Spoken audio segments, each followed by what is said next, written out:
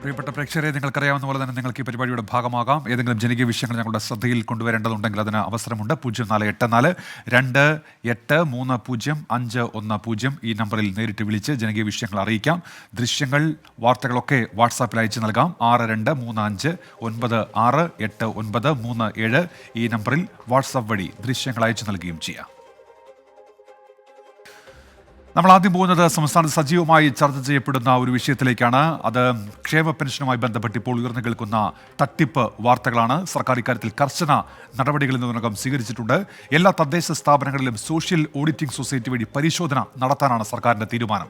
വിശദമായ പരിശോധനയ്ക്ക് ശേഷം സോഷ്യൽ ഓഡിറ്റിംഗിന്റെ ഭാഗമായി പേരുകൾ പ്രസിദ്ധീകരിക്കുന്നതും ആലോചനയിലുണ്ട്. ക്ഷേമ പെൻഷൻ തട്ടിപ്പ് നടത്തിയ സർക്കാർ മേഖലയിൽ ഉള്ളവർ കൂടുതലും തിരുവനന്തപുരം നഗരത്തിലെന്ന CAG റിപ്പോർട്ടിലെ വിവരങ്ങളും ഇതിനകം പുറത്തു വന്നു കഴിഞ്ഞു. അഭിമാന പദ്ധതിയിൽ കൈയിട്ട് വാരിയവർക്കെതിരെ നടപടിയെടുക്കാൻ അരയും തലയും മുറുക്കിയിറങ്ങിയിരിക്കുകയാണ് സർക്കാർ. പഴുതടച്ച പരിശോധനകൾ നടത്തി മസ്റ്ററിങ്ങിലടക്കം കർശന നിബന്ധനകൾ ആലോചനയിലുണ്ട്. അനർഹമായി പെൻഷൻ വാങ്ങുന്നുവെന്ന നിരവധി പരാതികൾ ഇതിനോടകം സർക്കാരിന് മുന്നിലേക്ക് എത്തിയിട്ടുണ്ട്. തട്ടിപ്പ് വിവരം പുറത്തായതോടെയാണ് കത്തായും ഇമെയിലായും പരാതികൾ എത്തുന്നത്. ഈ പരാതികൾ തദ്ദേശ സ്ഥാപനങ്ങൾക്ക് കൈമാറി. ഇതിന് പിന്നാലെയാണ് സോഷ്യൽ ഓഡിറ്റ് പരിശോധനയ്ക്ക് തീരുമാനമായത്. പെൻഷൻ തട്ടിപ്പിൽ സോഷ്യൽ ഓഡിറ്റിംഗ് സൊസൈറ്റി പരിശോധന നടത്തും. എല്ലാ തദ്ദേശ സ്ഥാപനങ്ങളിലും സൊസൈറ്റിയുടെ സേവനം ഉപയോഗിക്കാൻ തീരുമാനമായി. ഗുണഭോക്താക്കളുടെ ഓരോരുത്തരുടെയും വിവരങ്ങൾ പരിശോധിക്കും. സർക്കാർ ജീവനക്കാരുടെ വിവരങ്ങൾ സ്പാർക്കിൽ നിന്നും ശേഖരിച്ച് പരിശോധിക്കാനാണ് തീരുമാനം. കുറ്റക്കാർക്കെതിരെ കർശന നടപടി ഉണ്ടാകുമെന്നും ക്രമക്കേട് കാണിച്ചവരുടെ പേര് വിവരങ്ങൾ പുറത്തുവിടുമെന്നും മന്ത്രി കെ രാജൻ. അതിൻ്റെ ഒരു പരിശോധന നടത്തി വിവരം പുറത്തുവിടും. ഗവൺമെൻറ് പുറത്തുവിടണമെന്ന് തന്നെയാണ് അഭിപ്രായവും. കാരണം ആളുകൾ ഇതൊന്നും ഒളിച്ചു വെക്കേണ്ട കാര്യമല്ല. വകുപ്പ് തല നടപടികൾ വേഗത്തിലാക്കാനും തീരുമാനിച്ചിട്ടുണ്ട്. പട്ടിക പ്രകാരം വകുപ്പ് തലത്തിൽ ആദ്യ വിശദീകരണം തേടും. തുടർന്ന് നടപടിയിലേക്ക് കടക്കും. ഓരോരുത്തരും തിരിച്ചടയ്ക്കേണ്ട പലിശ സഹിതമുള്ള തുകയുടെ വിശദാംശങ്ങളും വകുപ്പുകൾക്ക് കൈമാറും. സർക്കാർ ജീവനക്കാരും പെൻഷൻകാരും താൽക്കാലിക ജീവനക്കാരും ഉൾപ്പെടുന്ന 9201 പേർ സർക്കാരിനെ കബളിപ്പിച്ച് ക്ഷേമ പെൻഷൻ തട്ടിയെടുത്തെന്നായിരുന്നു CAG കണ്ടെത്തൽ. ഇതിൽ തന്നെ സർക്കാർ ജീവനക്കാർ കൂടുതലുള്ള തിരുവനന്തപുരം കോർപ്പറേഷൻ മേഖലയിലാണ് തട്ടിപ്പുകാരും കൂടുതൽ. 347 പേരാണ് കോർപ്പറേഷൻ പരിധിയിലെ സർക്കാർ തട്ടിപ്പുകാർ. ഇവർ 1.53 കോടി രൂപ ക്ഷേമ പെൻഷനിൽ നിന്ന് തട്ടിയെടുത്തു. കോഴിക്കോടാണ് രണ്ടാം സ്ഥാനത്ത്. 169 സർക്കാർ തട്ടിപ്പുകാർ കോഴിക്കോട് കോർപ്പറേഷൻ പരിധിയിലുണ്ട്. സർക്കാർ സർവീസിൽ കയറിയ ശേഷം മസ്റ്ററിംഗ് നടത്തിയ ആനുകൂല്യങ്ങൾ കൈപ്പറ്റിയത് അശ്രദ്ധയല്ലെന്ന് മുഖ്യമന്ത്രി തന്നെ ചൂണ്ടിക്കാട്ടിയതാണ്. സർക്കാരിന്റെ മുഖത്തടിച്ചതുപോലെയുള്ള ഉദ്യോഗസ്ഥ ക്രമക്കേടിൽ പ്രാദേശിക രാഷ്ട്രീയ നേതാക്കളുടെ പങ്കാണ് ഇനി അറിയേണ്ടത്. അഖിൽ ഷാ അൻസാർ, 24 തിരുവനന്തപുരം. പൊതുജനം കഴുതയല്ല സാർ. അനധികൃതമായി പെൻഷൻ തുക തട്ടിയെടുത്തവർക്കെതിരെ കടുത്ത നടപടി വേണം എന്നാണ് പൊതുജനം പറയുന്നത്. അർഹതപ്പെട്ടവരുടെ പെൻഷൻ പണം കൈയിട്ട് വാരിയതിൽ ഒരു ന്യായീകരണവും ഇല്ലെന്നും ജനങ്ങൾ പറയുന്നു. പ്രതികരണങ്ങളിലേക്ക്. ഉദ്യോഗസ്ഥന്മാരാണ് ഇതിനെല്ലാം പൈസകൾ ഓരോന്ന് തട്ടിപ്പ് നടത്തിക്കൊണ്ടിരിക്കുന്നത്. അത് ശരിയാണോ തെറ്റാണോ എന്ന് നോക്കേണ്ട ഭാഗങ്ങളെല്ലാം ആ ഗവൺമെൻറ്റും അതിൻ്റെ അധികാരികളുമാണ്. അല്ല നമ്മളെപ്പോലുള്ളവരുടെ അഭിപ്രായമല്ല. അത് ഗവൺമെൻറ്റിന് തെറ്റുപറ്റിയെങ്കിൽ അത് ഉദ്യോഗസ്ഥന്മാരുടെ ഭാഗത്തു നിന്നുണ്ടായ ചില കാര്യങ്ങളാണ്. ഒരു വീട്ടിൽ ഒരു പെൻഷൻ അല്ലെങ്കിൽ ഒരാൾക്ക് കഴിയാൻ ഒരു പെൻഷൻ, അല്ലാതെ ക്ഷേമ പെൻഷൻ ഒരു സൈഡ്, ഫാമിലി പെൻഷൻ ഒരു സൈഡ്, ഇതെല്ലാം കൈപ്പറ്റുന്ന ഒരു വീട്ടിൽ തന്നെ കൈപ്പറ്റുന്ന ഒരു വ്യക്തി തന്നെ മിക്ക സ്ഥലത്തുമുണ്ട്. അത് കണ്ടുപിടിക്കാൻ ഇതുവരെ സാധിച്ചിട്ടില്ല. ഒട്ടേറെ പ്രേക്ഷകരുടെ പ്രതികരണങ്ങൾ വരുന്നത് ഇപ്പോൾ മഴയുമായി ബന്ധപ്പെട്ടാണ്. കോട്ടയത്ത് ഹെവി റെയിൻ എന്ന് പ്രേക്ഷകർ അറിയിക്കുന്നുണ്ട്. അതുപോലെ തന്നെ ഇടുക്കിയിൽ നല്ല മഴയുണ്ടെന്ന് പ്രേക്ഷകർ പറയുന്നുണ്ട്. പാലായിൽ വെള്ളം കയറുമോ എന്നാണ് ആതിര സുജിത്തിൻ്റെ ചോദ്യം. ലീവ് കിട്ടാൻ സാധ്യതയുണ്ടോ എന്ന് ഗീതാ ബാബുരാജ് ചോദിക്കുന്നു എറണാകുളത്ത്. കെവിൻ കെ എബ്രഹാം പറയും ഇതുപോലെ ഒരു കാറ്റും മഴയും ഞാൻ കണ്ടിട്ടില്ല എന്നുള്ളതാണ്. വിവിധ ഇടുക്കിയിൽ ഹെവി റെയിൻ എന്ന് അറിയിക്കുന്നുണ്ട്. സംസ്ഥാനത്ത് മഴ മുന്നറിയിപ്പുകൾ ഇപ്പോൾ നിലനിൽക്കുന്ന പശ്ചാത്തലത്തിലാണ് പ്രേക്ഷകർ ആ വിഷയത്തിൽ ഇപ്പോൾ പ്രതികരണങ്ങൾ അറിയിക്കുന്നത്. അടുത്ത റിപ്പോർട്ടിലേക്ക്. കേരള കലാമണ്ഡലത്തിലെ കൂട്ട പിരിച്ചുവിടലിൽ പ്രതിഷേധം ശക്തമായി. പിരിച്ചുവിടൽ കലാമണ്ഡലത്തിന്റെ പ്രവർത്തനത്തെ ബാധിക്കുമെന്ന് മുൻ രജിസ്ട്രാർ NR ഗ്രാമപ്രകാശ് 24നോട് പറഞ്ഞു. 125ഓളം വരുന്ന അധ്യാപക, അനധ്യാപക, താൽക്കാലിക ജീവനക്കാരെയാണ് മുന്നറിയിപ്പില്ലാതെ പിരിച്ചുവിട്ടത്. സർവകലാശാലയുടെ നടപടിയിൽ പ്രതിഷേധം കടുപ്പിക്കുകയാണ് വിദ്യാർത്ഥികൾ. ഒട്ടേറെ കലാകാരന്മാരെ സമ്മാനിച്ച സാംസ്കാരിക സ്ഥാപനമാണ് കേരള കലാമണ്ഡലം. അതിന്റെ കടക്കൽ കത്തിവെക്കുന്ന ഉത്തരവാണ് ഇന്നലെ പുറത്തിറങ്ങിയത്. കേരളത്തിന്റെ അഭിമാനമായ കേരള കലാമണ്ഡലത്തിന്റെ പ്രവർത്തനങ്ങൾ തന്നെ അട്ടിമറിക്കുന്നതാണ് പുതിയ ഉത്തരവെന്ന വിമർശനങ്ങൾക്കിടെയാണ് അതൃപ്തി പരസ്യമാക്കി മുൻ രജിസ്ട്രാർ തന്നെ രംഗത്തെത്തുന്നത്. ജീവനക്കാരെ പെരുവഴിയിൽ ഇറക്കിവിട്ടതുപോലെയാണ് ഇപ്പോഴത്തെ ഉത്തരവെന്ന് NR ഗ്രാമപ്രകാശ്. ഇതിനൊരു സാവകാശം എടുത്ത് ചെയ്യേണ്ടതായിരുന്നു. എനിക്ക് തോന്നുന്നില്ല സർക്കാരിൻ്റെ ഒരു അറിവോട് കൂടിയിട്ടാണ് ഇത് ചെയ്തത് എന്നെനിക്ക് തോന്നുന്നില്ല. അവിടെ ഇരിക്കുന്ന ഉദ്യോഗസ്ഥന്മാർ, ഇപ്പോൾ അത് ചാൻസലറായാലും വൈസ് ചാൻസലറായാലും രജിസ്ട്രാറായാലും ഫിനാൻസ് ഓഫീസറായാലും ഇങ്ങനെ ഒരു 4 വലിയ ഉദ്യോഗസ്ഥന്മാർ, സത്യം പറഞ്ഞാൽ അവരവിടെ ഇല്ലെങ്കിലും ആ സ്ഥാപനം നടന്നു പോകും. കാരണം ക്ലാസ്സൊക്കെ നിയന്ത്രിക്കുന്ന അധ്യാപകരാണ്. ശമ്പളം എഴുതുന്നതിന് ഓഫീസിൽ ഉദ്യോഗസ്ഥന്മാരുണ്ട്. ആദ്യം പിരിച്ചുവിടേണ്ടത് ഈ 4 ഉന്നത ഉദ്യോഗസ്ഥന്മാരെയാണെന്ന് ഞാൻ പറയാം. പിരിച്ചുവിട്ടവരിൽ 68 അധ്യാപകർ ഉൾപ്പെടുന്നത് കലാമണ്ഡലത്തിന്റെ പ്രവർത്തനങ്ങളെ തന്നെ സാരമായി ബാധിക്കും. കടുത്ത സാമ്പത്തിക പ്രതിസന്ധിയെ തുടർന്നാണ് നടപടിയെന്ന് ഉത്തരവിൽ തന്നെ രജിസ്ട്രാർ വ്യക്തമാക്കുന്നുണ്ട്. തുടർച്ചയായി ജീവനക്കാർക്ക് ശമ്പളം മുടങ്ങുന്നത് നേരത്തെയും വാർത്തയായിരുന്നു. ഇതിനു പിന്നാലെ കലാമണ്ഡലം ഉൾപ്പെടെയുള്ള ഗ്രാന്റ് ഇൻ എയ്ഡ് സ്ഥാപനങ്ങളുടെ ശമ്പളം സർക്കാരിന്റെ ഉത്തരവാദിത്തമല്ല എന്ന് കാട്ടി സാംസ്കാരിക വകുപ്പും ഉത്തരവിറക്കിയിരുന്നു. ഇതോടെ ജീവനക്കാരുടെ ശമ്പളം പ്രത്യക്ഷത്തിൽ കലാമണ്ഡലത്തിന്റെ മാത്രം ഉത്തരവാദിത്തമായി മാറുന്ന സാഹചര്യമായിരുന്നു. അതിന് പിന്നാലെയാണ് 125 താൽക്കാലിക ജീവനക്കാരെ പിരിച്ചുവിട്ടുകൊണ്ടുള്ള കലാമണ്ഡലം കൽപ്പിത സർവകലാശാലയുടെ നടപടി. കൂട്ടപ്പിരിച്ചുവിടലിനെതിരെ പ്രതിഷേധം ശക്തമാക്കാനുള്ള നീക്കത്തിലാണ് വിദ്യാർത്ഥികളും. 125 കുടുംബങ്ങളുടെ ജീവിതം മാത്രമല്ല, നിരവധി വിദ്യാർത്ഥികളുടെ പഠനം പോലും വഴിമുട്ടിയ സാഹചര്യത്തിൽ സാംസ്കാരിക വകുപ്പിന്റെ അടിയന്തര ഇടപെടൽ ഉണ്ടായേ തീരൂ. ക്യാമറാമാൻ ബിനേഷ് ബാബുരാജിനൊപ്പം സൂരജ് സജി, 24. പൊതുജനം കഴുതയല്ല സാർ. നമ്മുടെ അഭിമാന സ്ഥാപനങ്ങളിൽ ഒന്നുകൂടിയാണ് കേരള കലാമണ്ഡലം. അവിടുത്തെ പ്രതിസന്ധിക്ക് വളരെ വേഗം പരിഹാരമുണ്ടാകുമെന്ന് പ്രതീക്ഷിക്കാം. സാംസ്കാരിക വകുപ്പ് ഇടപെടും എന്നാണ് നമ്മൾ പ്രതീക്ഷിക്കുന്നത്. സ്മാർട്ട് സിറ്റി പദ്ധതിയുടെ ഭാഗമായി പാളയം കണ്ണിമറ മാർക്കറ്റ് പുതുക്കിപ്പണിയാൻ ഒരുങ്ങുകയാണ്. 6 വർഷത്തിനകം പുതിയ ക്രമീകരണങ്ങളും സംവിധാനങ്ങളുമായി പാളയം മാർക്കറ്റ് പുതുക്കിപ്പണിയും എന്നാണ് വാഗ്ദാനം. എന്നാൽ വ്യാപാരികളെ പുനരുദ്ധരിപ്പിക്കാൻ തയ്യാറാക്കിയിട്ടുള്ള സംവിധാനങ്ങൾ അശാസ്ത്രീയം എന്നാണ് പരാതി. ഈ പരാതി കേൾക്കാൻ കോർപ്പറേഷനാകട്ടെ തയ്യാറാകുന്നുമില്ല.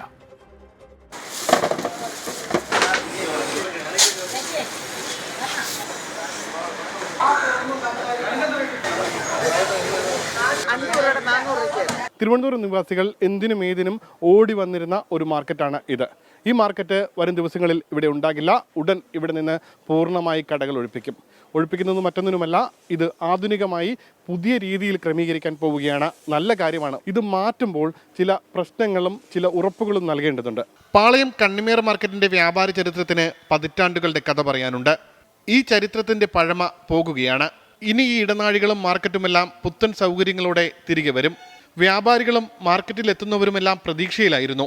എന്നാൽ ആ പ്രതീക്ഷകൾ മങ്ങുന്ന നടപടികളാണ് ഇപ്പോൾ നടക്കുന്നത്. മാർക്കറ്റിൽ 301 വ്യാപാരികളുണ്ട്. ഇവർക്ക് താൽക്കാലികമായി 3 നിലകളിലായി വിപണന കേന്ദ്രം നിർമ്മിച്ചു. പക്ഷേ ഈ വിപണന കേന്ദ്രത്തിലാകട്ടെ കറണ്ടില്ല, വായുസഞ്ചാരമില്ല, മാലിന്യ കൂമ്പാരത്തിനിടയിലാണ് ഈ കെട്ടിടം.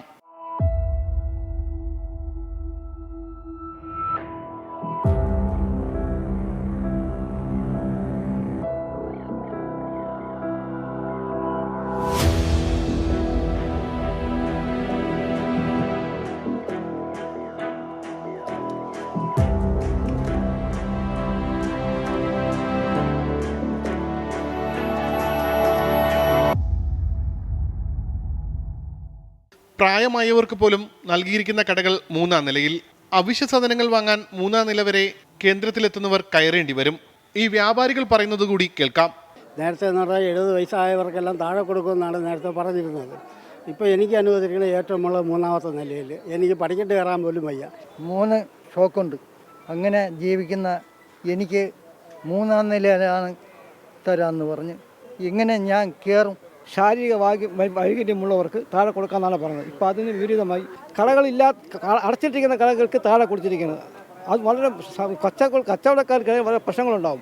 മത്സ്യവില്പന നടത്തുന്നവർക്ക് താൽക്കാലിക കെട്ടിടത്തിൽ സ്ഥലം അനുവദിച്ചിട്ടില്ല എന്നും പരാതിയുണ്ട്. 2 കൊല്ലത്തിനകത്ത് അവിടെ കട കെട്ടി തരുമെന്നാണ് പറഞ്ഞത്. പിന്നെ ഞങ്ങൾക്ക് തന്നില്ല. ഇപ്പോൾ 10-12 കൊല്ലമായി ഞങ്ങൾ ഇവിടെ വന്നിട്ട്. ഇപ്പം ഇതും കൂടെ ഞങ്ങളെ ഇടിച്ച് കളഞ്ഞിട്ട് മാറിക്കൊടുക്കാൻ പറയുകയാണ്. ഇപ്പം ഞങ്ങൾ എവിടെ പോകണം? ഞങ്ങൾക്ക് ജീവിക്കാൻ ഇതിനകത്ത് സ്ഥലമില്ല. ഇപ്പം ഒന്നിൽ ബാത്റൂമില്ല, വെള്ളമില്ല, ഇതിനകത്ത് ഒരു കാര്യവുമില്ല, വൃത്തിയില്ല. മക്കളെ പഠിപ്പിക്കണം, വളർത്തണം, അതിന് നല്ല ആഹാരങ്ങൾ കൊടുക്കണം. അതുപോലും കൊടുക്കാനുള്ള നിവൃത്തിയില്ല. മാർക്കറ്റിൽ ആൾ കയറി വരുന്നില്ല. വയസ്സായ ഞങ്ങളിവിടെ ചെമുടി വെക്കാനൊന്നും ഞങ്ങൾക്ക് വയ്യ. പുട്ടവണ്ണി വെക്കാനോ വേറെ ഒന്നിനും വയ്യ. ഞങ്ങൾക്ക് എവിടെയെങ്കിലും തന്നാലേ പറ്റുള്ളൂ. ഇതുകൊണ്ടുള്ള ജീവിതമാണ്. മാർക്കറ്റ് ഞങ്ങൾക്ക് തരുമെന്ന് പറഞ്ഞിട്ട് ഞങ്ങളെ എല്ലാവരും പുറത്താക്കി ഞങ്ങളെ ഇവിടെ കൊണ്ടുവച്ചു. ഇപ്പം ഈ സ്ഥലവും ഞങ്ങൾക്ക് തരൂലെന്ന് പറഞ്ഞാൽ ഞങ്ങളിവിടെ പോട്ടു. കടകൾ 3 ദിവസത്തിനകം ഒഴിയണമെന്നാവശ്യപ്പെട്ട് കോർപ്പറേഷൻ കത്ത് നൽകി. ശുചിമുറികളൊന്നുമില്ല, കറണ്ടില്ല, വെള്ളമില്ല. ഇതൊന്നുമില്ലാതെ വന്നിട്ട് ഒരു നോട്ടീസ് വന്നിട്ട് 3 ദിവസത്തേക്ക് മാറണമെന്ന് പറയുന്നത് സഹിക്കാൻ പറ്റാത്ത ഒരു കാര്യമാണ്. ഇല്ല, അവിടെ നിന്ന് ഈ പറഞ്ഞ 3 ദിവസത്തെ നോട്ടീസ് തന്നിട്ടേ ഉള്ളൂ. ഒരു പ്രാഥമിക കാര്യങ്ങളും ചെയ്തിട്ടില്ല. കച്ചവടക്കാർക്ക് പറ്റിയ കടകളെ അല്ല ഈ രീതിയിൽ ചെയ്ത് വെച്ചിരിക്കുന്നത്. ഒരു രീതിയിലും കച്ചവടം ചെയ്യാൻ പറ്റത്തില്ല. ഇവിടെ കച്ചവടം ചെയ്യാനെ കൊണ്ട് താഴെ ഇരുന്നിട്ടേ കച്ചവടം നടക്കുന്നില്ല. ഇതിനിടയ്ക്ക് 2ാമത്തെ നിലയും 3ാമത്തെ നിലയിലും കൊണ്ട് എങ്ങനെയാണ് ഞങ്ങൾക്ക് കച്ചവടം ചെയ്യുന്നത്? എന്നാൽ ബലം പ്രയോഗിച്ച് ആരെയും കുടിയൊഴിപ്പിക്കില്ലെന്നും വ്യാപാരികളുടെ പരാതികൾ കേൾക്കുമെന്നും തിരുവനന്തപുരം കോർപ്പറേഷൻ അധികാരികൾ അറിയിച്ചു. മാറ്റമുണ്ടാക്കണം, വികസനവും നടപ്പാക്കണം. ഇതിനൊന്നും ഒരാളും എതിരല്ല. അവിടെയെല്ലാം ജനങ്ങളെ കൂടി പരിഗണിച്ചു വേണം നടപ്പാക്കാൻ എന്നു മാത്രം. ക്യാമറമാൻ സിറിനിനൊപ്പം ഉമേഷ് ബാലകൃഷ്ണൻ, 24 തിരുവനന്തപുരം. പൊതുജനം കഴുതയല്ല സാർ. വ്യാപാരികൾക്കായി നിർമ്മിച്ചതാണ്. പക്ഷേ ഈ താൽക്കാലിക വിപണന കേന്ദ്രത്തിൽ അടിസ്ഥാന സൗകര്യം പോലും ഇല്ല എന്നാണ് പരാതി ഉയരുന്നത്. അവശ്യ സാധനങ്ങൾ വാങ്ങാൻ 3ാം നില വരെ കയറേണ്ട സ്ഥിതിയാണ്. എന്നാൽ വ്യാപാരികളുടെ പരാതികൾ ഉടൻ പരിഹരിക്കും എന്നാണ് കോർപ്പറേഷൻ അധികൃതർ പറയുന്നത്.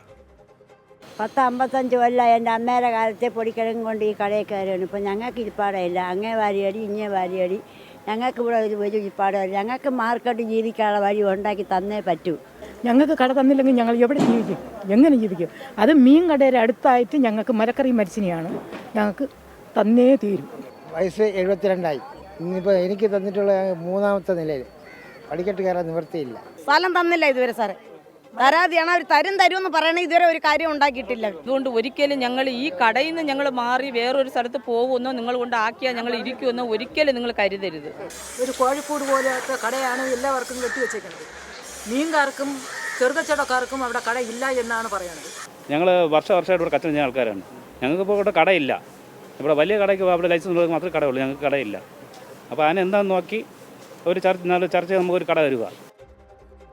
അപ്പോൾ അക്കാര്യത്തിൽ പരിഹാരം ഉണ്ടാവും നമ്മൾ പ്രതീക്ഷിക്കുന്നു. ഒട്ടേറെ പ്രേക്ഷകർ കോട്ടയത്ത് ഹെവി റെയിനാണെന്ന് പറയുന്നത് എവിടെയെങ്കിലും അവധിയുണ്ടോ എന്നടക്കം പ്രേക്ഷകർ ചോദിക്കുന്നുണ്ട്. നിലവിൽ അത്തരം അവധികളോ അതുമായി ബന്ധപ്പെട്ട അറിയിപ്പുകളോ ഒന്നും വന്നിട്ടില്ല എന്ന് പ്രേക്ഷകർ അറിയിക്കുകയാണ്. പൊതുജനം കഴുതയല്ല എന്ന പരിപാടിയിലേക്ക് എല്ലാ പ്രേക്ഷകർക്കും ഒരിക്കൽ കൂടി സ്വാഗതം. നമ്മൾ ഇനി പോകുന്നത് മഞ്ചേരിയിലേക്കാണ്. മഞ്ചേരി മെഡിക്കൽ കോളേജ് ആശുപത്രിയിലെ താൽക്കാലിക ജീവനക്കാർക്ക് ശമ്പളം വൈകുന്നു. സെപ്റ്റംബർ മാസത്തെ ശമ്പളം ലഭിച്ചത് 4 ദിവസം മുൻപ് മാത്രമാണ്. ഒക്ടോബർ മാസത്തേത് എന്ന് ലഭിക്കുമെന്നും അറിയുന്നില്ല. ഫണ്ടില്ല എന്ന കാരണമാണ് മെഡിക്കൽ കോളേജ് അധികൃതർ പറയുന്നത്. മലപ്പുറം ജില്ലയിലെ ഏക മെഡിക്കൽ കോളേജാണ് മഞ്ചേരിയിലേത്. എന്നാൽ ഇവിടെ താൽക്കാലിക ജീവനക്കാർക്ക് ഇപ്പോൾ ശമ്പളമില്ല. സമരവും പ്രതിഷേധവും ഇടയ്ക്കിടെ നടക്കുന്നു. ബസ്സിന് വരാൻ പോലും പണമില്ല എന്ന് നമ്മുടെ ആരോഗ്യ പ്രവർത്തകർ പറയുമ്പോൾ എന്താണ് മറുപടി? ചെയ്ത ജോലിക്കുള്ള കൂലിയാണ് കിട്ടാത്തത്. ഇതോടെ 100 കണക്കിന് ആരോഗ്യ പ്രവർത്തകരുടെ ജീവിതം പ്രതിസന്ധിയിലുമായി. കാരുണ്യ ആരോഗ്യ ഇൻഷുറൻസ് പദ്ധതി വഴിയും ആശുപത്രി വികസന സൊസൈറ്റിക്ക് കീഴിലും നിയമിതരായ 566 താൽക്കാലിക ജീവനക്കാരാണ് ഇപ്പോൾ ഉള്ളത്. നഴ്സുമാർ, നഴ്സിംഗ് അസിസ്റ്റന്റ്, ലാബ് ടെക്നീഷ്യൻ തുടങ്ങി സെക്യൂരിറ്റി ജീവനക്കാർ വരെ വിവിധ പദ്ധതികളിലായി ജോലി ചെയ്തു വരുന്നു. 6 മാസമായി ശമ്പളക്കാര്യത്തിൽ ഈ താളം തെറ്റൽ തുടങ്ങിയിട്ട്. സമരവും പ്രതിഷേധവും കടുത്തതോടെ സെപ്റ്റംബർ മാസത്തെ ശമ്പളം ലഭിച്ചു. ഇനിയും കാത്തിരിക്കണം. 2 മാസം സാലറിയോളം കിട്ടാണ്ടായിരുന്നു. ഒരു 3-4 ദിവസം മുന്നേ 1 മാസം സാലറി കിട്ടി. അത് തന്നെ ഞങ്ങൾ ഒരുപാട് സമരം ചെയ്ത് അതിൻ്റെ ഫലമായിട്ടാണ് 1 മാസം സാലറി കിട്ടിയത്. നിലവിൽ ഇപ്പോൾ 1 മാസം സാലറി പെൻഡിങ് ആണ്. അതുകൂടാതെ ഇപ്പോൾ ഒരു 3-4 ദിവസം കൂടി കഴിഞ്ഞാൽ ഈ മാസം കഴിഞ്ഞു. അപ്പോൾ പഴയ രീതിയിലേക്കാണ് തീർച്ചയായിട്ടും 2 മാസം സാലറി എടുക്കുന്ന കാര്യങ്ങൾ പോവുകയാണ്. ഞങ്ങൾ അധികാരികളുമായി സംസാരിച്ചിട്ടൊന്നും ഞങ്ങൾക്ക് അതിനുള്ളൊരു ഒന്നും കിട്ടുന്നില്ല. 1 കോടി രൂപയോളം 1 മാസത്തെ ശമ്പളം നൽകാനായി ആവശ്യമുണ്ട്. നിലവിൽ സർക്കാരിൽ നിന്ന് വിവിധ സ്കീമുകളിലായി ലഭിക്കാനുള്ള ഫണ്ട് ലഭിച്ചാൽ പ്രതിസന്ധി തീരും. പലവട്ടം സർക്കാരിലേക്ക് മെഡിക്കൽ കോളേജ് കത്തയച്ചിട്ടുണ്ടെങ്കിലും മറുപടിയില്ല. 28 കോടി രൂപയാണ് സർക്കാരിൽ നിന്ന് ആശുപത്രിക്ക് ലഭിക്കാനുള്ളത്. ഈ പണം നൽകുന്നുമില്ല. ഇനി അങ്ങോട്ട് ശമ്പളം കൊടുക്കാൻ എന്ത് ചെയ്യുമെന്ന് മെഡിക്കൽ കോളേജിന് തിട്ടവുമില്ല.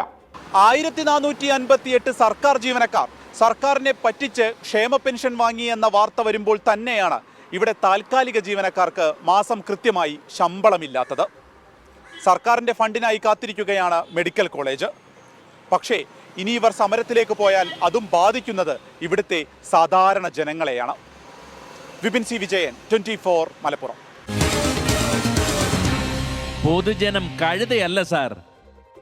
അപ്പോൾ ചെയ്ത ജോലിക്ക് ശമ്പളം കിട്ടാതായതോടെ 100 കണക്കിന് ആരോഗ്യ പ്രവർത്തകരുടെ ജീവിതമാണ് പ്രതിസന്ധിയിലായിരിക്കുന്നത്. 6 മാസമായി ശമ്പള വിതരണം വൈകുന്നുണ്ട്. സർക്കാരിൽ നിന്ന് ലഭിക്കേണ്ട ഫണ്ട് ലഭിക്കുന്നില്ല എന്നാണ് മെഡിക്കൽ കോളേജ് അധികൃതർ നൽകുന്ന വിശദീകരണം. പ്രതികരണങ്ങളിലേക്ക്. കുറേ അധികാരികളെ ഞങ്ങൾ കണ്ടു. പക്ഷെ ആരോടൊന്നും പ്രോപ്പറായിട്ടൊരു മറുപടി ഞങ്ങൾക്ക് ഇതുവരെ കിട്ടിയിട്ടില്ല. ഫണ്ടില്ല എന്നാണ് പറയണത്. ഇനിയിപ്പോൾ കാസ്പ് ഇൻഷുറൻസ് വഴി കുറച്ച് ക്യാഷ് വരികയാണെങ്കിൽ പ്രശ്നം തീരുമെന്ന് വിചാരിക്കുന്നു. ഞങ്ങൾ പണിയെടുക്കണം, സാലറിക്കുള്ള വകയും ഞങ്ങൾ നോക്കണം. അങ്ങനത്തെ അവസ്ഥയാണ്. സമരം ചെയ്യേണ്ട മാത്രമല്ല, ഈ സാലറി കിട്ടാൻ വേണ്ടി എല്ലാവരും ചെന്ന് കാണേണ്ട ജോലിയും ഞങ്ങളുടേതായി പോയിട്ടുണ്ട്. കെട്ടുതാലി വരെ പണയം വെച്ച് കുടുംബം പോറ്റേണ്ട അവസ്ഥ വന്നിട്ടുണ്ട്. ഞാനും എൻ്റെ വൈഫും ഇവിടെ തന്നെയാണ് വർക്ക് ചെയ്യുന്നത്. ഞങ്ങൾക്കിപ്പോൾ 2 ആളുടെ സാലറിയും പെൻഡിങ് കഴിഞ്ഞാൽ കുടുംബത്തിൻ്റെ അവസ്ഥ എടുക്കാനില്ല. അതായത് ഇപ്പം ഒരാളോട് കടം മേടിക്കണമെങ്കിൽ തന്നെ ഒരു പരിധി ഉണ്ട് നമുക്ക്. ചില പ്രശ്നങ്ങൾ കൺമുന്നിൽ നടന്നാലും പലരുടെയും കണ്ണ് അങ്ങോട്ടെത്തില്ല. പൊതുജനം അപ്പോൾ ഇങ്ങനെ ഉറക്കെ പറയും, കണ്ണുണ്ടായാൽ പോരാ സാർ.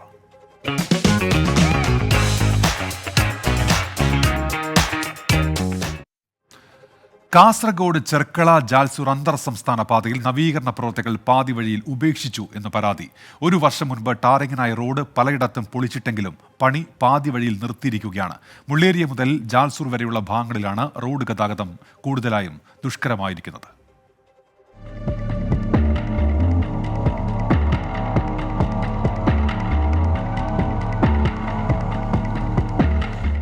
അപകടത്തിന് വഴി തുറക്കുകയാണ് ചെർക്കള മുതൽ ജാൽസൂർ വരെയുള്ള അന്തർ സംസ്ഥാന പാത. കഴിഞ്ഞ മഴക്കാലത്തിന് മുൻപ് പൊളിച്ചിട്ട പാതയിൽ ഇതുവരെ നവീകരണ പ്രവൃത്തികൾ ആരംഭിച്ചിട്ടില്ല.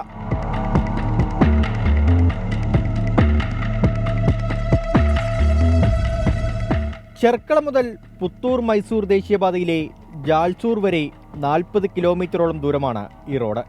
ഇതിൽ ശാന്തിനഗർ വരെയുള്ള ഭാഗം 1 വർഷം മുൻപ് ടാറിംഗ് നടത്തിയിരുന്നു.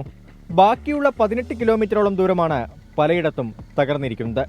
മുള്ളേരിയ മുതൽ പടിയത്തടുക്ക് വരെയുള്ള പ്രദേശത്ത് മലയോര ഹൈവേക്കായി നിർമ്മാണ പ്രവൃത്തികൾ ആരംഭിച്ചെങ്കിലും അതും ഭാഗികമായി നിലച്ച മട്ടാണ്. കുണ്ടാർ മുതൽ പഞ്ചിക്കൽ വരെയുള്ള യാത്രയാണ് ഏറ്റവും ദുഷ്കരം. ഈ ഭാഗം തുടങ്ങുന്ന പറഞ്ഞ് ഈ ഭാഗത്ത് ബുൾഡോസറൊക്കെ വന്നിട്ട് JCB വന്നിട്ട് ക്ലിയർ ആക്കിയിട്ടുണ്ട്. അതിൻ്റെ ശേഷം 2 അളവ് നടന്നിട്ടുണ്ട്. എന്താണെന്നുള്ള റിപ്പോർട്ട് ആർക്കും പറയാം. അവരെ ജോലി ചെയ്യുന്ന ആളുകൾക്ക് തന്നെ അറിയില്ല എന്താണെന്ന്. തുടർന്ന് എന്താണ് അതിൻ്റെ പിന്നിൽ എന്നുള്ളത് ഒന്നും കാണുന്നില്ല. കൊടും വളവുകളുള്ള റൂട്ടിൽ പലയിടത്തും വലിയ കുഴികൾ രൂപപ്പെട്ടത് അപകട സാധ്യത വർദ്ധിപ്പിക്കുന്നു. ഗാളിമുഖം ഭാഗത്ത് 6.5 കിലോമീറ്റർ റോഡ് കർണാടകത്തിലൂടെയാണ് കടന്നുപോകുന്നതെങ്കിലും ഉടമസ്ഥാവകാശം കേരള പൊതുമരാമത്ത് വകുപ്പിനാണ്. അന്തർ സംസ്ഥാന പാതയായിട്ടും റോഡ് നവീകരണം കാര്യക്ഷമമായി നടക്കുന്നില്ല എന്നാണ് പരാതി. അടുത്തുള്ള ഞങ്ങളെ ടൗണാണ് മുള്ളേരിയ. മുള്ളേരിയയ്ക്ക് നമ്മൾ രോഗികളെ കൊണ്ട് ദിവസം 2, 3, 4 പ്രാവശ്യം ഓട്ടമുണ്ട്. അവർക്ക് ഓടുമ്പോഴേക്ക് ഇത് ഈ കുണ്ടും കുഴിയിലിട്ട് പോകുമ്പോൾ കൂടുതൽ ക്ഷീണമാകുന്നത്. അപ്പോൾ അതിനൊന്നൊരു പരിഹാരം പെട്ടെന്ന് അതിനായാലും നന്നായിരുന്നു.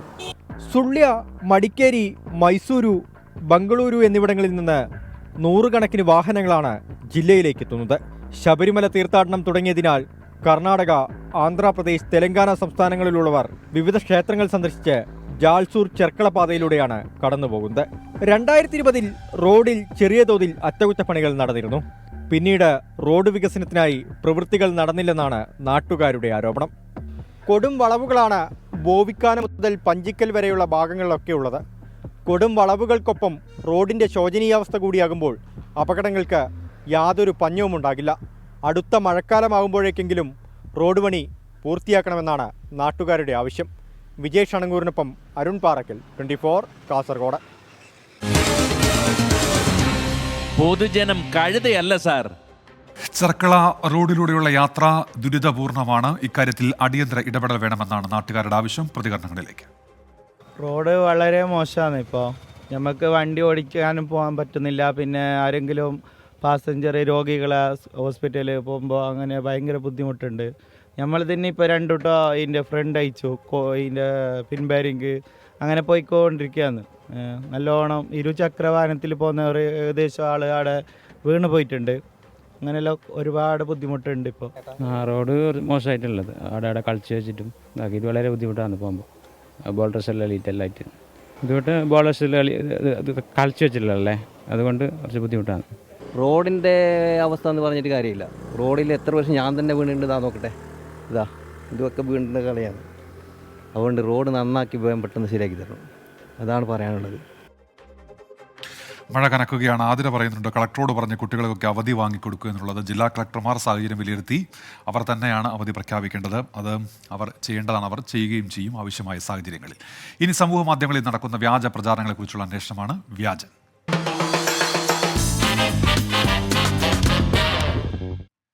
ജാർഖണ്ഡ് മുഖ്യമന്ത്രിയായുള്ള ഹേമന്ത് സോറന്റെ സത്യപ്രതിജ്ഞാ ചടങ്ങിൽ പ്രതിപക്ഷ നേതാക്കൾ തമ്മിൽ കണ്ടിട്ട് മിണ്ടിയില്ല എന്ന് സോഷ്യൽ മീഡിയയിൽ പ്രചാരണം. വേദിയിൽ വെച്ച് അരവിന്ദ് കെജ്രിവാൾ രാഹുൽ ഗാന്ധിക്ക് ഹസ്തദാനം നൽകിയില്ല എന്ന പേരിൽ ഒരു വീഡിയോ പ്രചരിക്കുന്നുണ്ട്. വാസ്തവം എന്താണെന്ന് നോക്കാം. ഹേമന്ത് സോറന്റെ സത്യപ്രതിജ്ഞാ ചടങ്ങിൽ രാജ്യത്തെ വിവിധ കക്ഷി നേതാക്കൾ സന്നിഹിതരായിരുന്നു. രാഹുൽ ഗാന്ധി, അഖിലേഷ് യാദവ്, അരവിന്ദ് കെജ്രിവാൾ ഉൾപ്പെടെ പ്രതിപക്ഷ നേതാക്കളുടെ വൻനിരയാണ് ചടങ്ങിന് സാക്ഷ്യം വഹിക്കാനെത്തിയത്. എന്നാൽ സത്യപ്രതിജ്ഞാ ചടങ്ങിലും ഇന്ത്യ സഖ്യത്തിന്റെ നേതാക്കൾ തമ്മിലുള്ള അനൈക്യം പ്രകടമാണെന്നാണ് സമൂഹമാധ്യമങ്ങളിലെ പ്രചാരണം.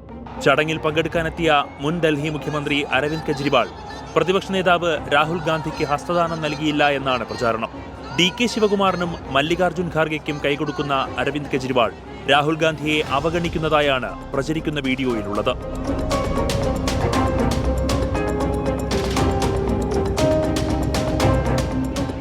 ഫാക്ട് ചെക്ക് വിഭാഗം നടത്തിയ പരിശോധനയിൽ പ്രചരിക്കുന്ന വീഡിയോ എഡിറ്റ് ചെയ്തതാണെന്ന് കണ്ടെത്തി.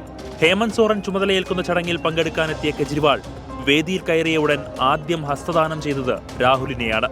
തുടർന്നാണ് മറ്റു നേതാക്കളെ അഭിവാദ്യം ചെയ്തത്.